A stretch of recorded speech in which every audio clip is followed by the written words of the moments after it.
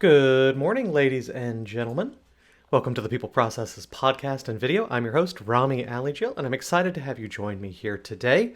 This is part 2 of our state updates for August. I apologize for the different setting and all that. We had some issues with the videos from the office, so I'm having to re-record this very briefly. We're going to be going through each one of the states. This is the middle set. So those after the C's, but we're talking about Georgia, we're talking about the M's. You're going to go through and we're going to walk through each one of these August updates. We hope to do this every month just to keep you in the loop. Before we go too deep, please take a moment to like, subscribe, and comment on either iTunes, YouTube, or go to peopleprocesses.com and subscribe to get some of our special subscriber-only content. Thank you for tuning in, and I will see you later. So, first up, Georgia Disaster and Emergency Services Volunteer Leaves. Under the Disaster Volunteer Leave Act, employees of state agencies who are certified disaster services volunteers may be granted paid leaves of absence for no more than 15 workdays in a 12-month period to participate in specialized disaster relief services for the American Red Cross. This law is also expanded to allow leave for state agency employees who are certified disaster service volunteers of the Civil Air Patrol Auxiliary of the U.S. Air Force. This is important. It often applies to city governments as well. You will find that if you're trying to recruit in similar fields as they are, you're going to need to keep this in mind, that they allow for paid leave on those. Next up, the meal and rest periods.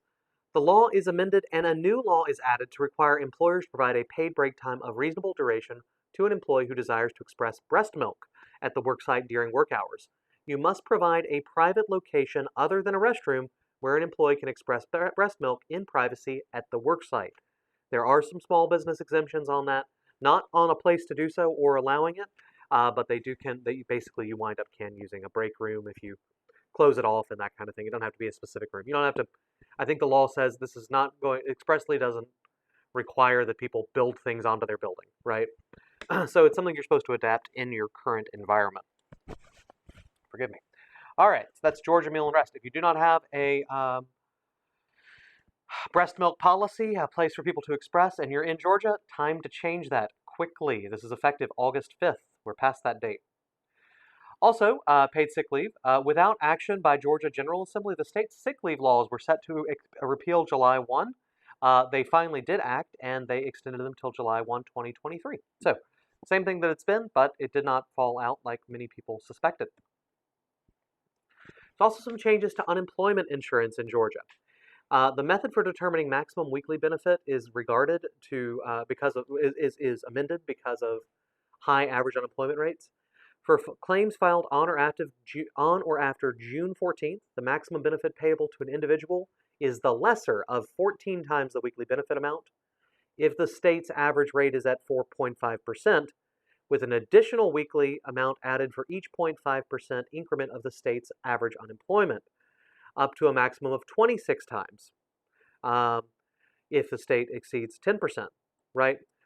So this is important to understand. Basically, they've codified that when unemployment goes up across the state, people get longer unemployment benefits.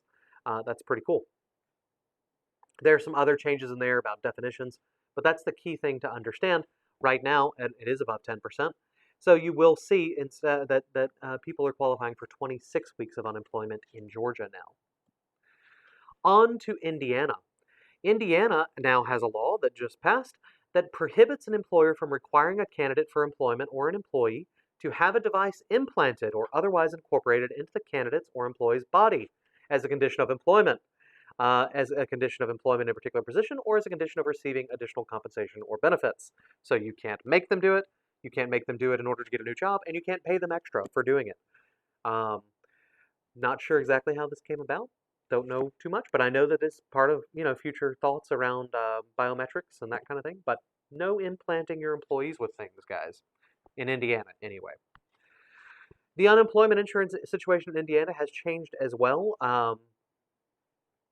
Basically, they choose each year on how much to change the tax wage base and what the rate should be based on how much money there is in there.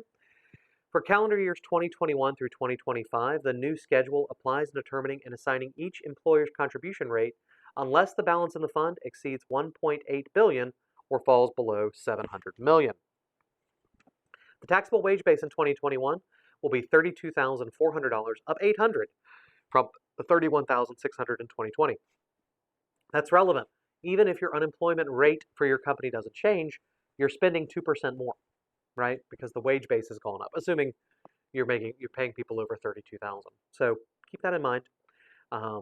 When you think about your costs next year, your unemployment costs in Indiana will be slightly higher because of a higher wage base. On to Kentucky. There's a new law, and it orders, this is interesting, it orders the Cabinet for Health and Family Services and some other people to create regulations for employer-facilitated substance use disorder treatment programs for employees who have failed an employment drug screen.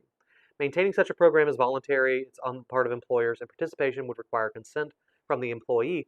But basically, Kentucky's going to be coming up with a plan for if you're going to do drug testing in the workplace, which, depending on your industry, very much is important to do, a program that says, hey, you failed the drug test, here's the Kentucky state program that's voluntary that's for drug rehabilitation. This is pretty cool. It could be a big boon to employers in Kentucky. Maryland has passed a new law. It requires the Department of Labor to develop a list of any federal or state incentive programs available to an employer who hires and trains formerly incarcerated individuals. Under the law, the department must make the list available on the main page of its website by October 1, 2020. So if you're in Maryland and you're thinking about unusual pools of talent because things are a little tight right now, keep an eye out. October 1, 2020, Maryland's going to have a list of federal and state incentive programs to help subsidize those costs, provide training, tax credits, those kind of things. Definitely worth checking out come October. Another new law in Maryland. It requires an employer on request to provide an applicant the wage range for the position for which the applicant has applied.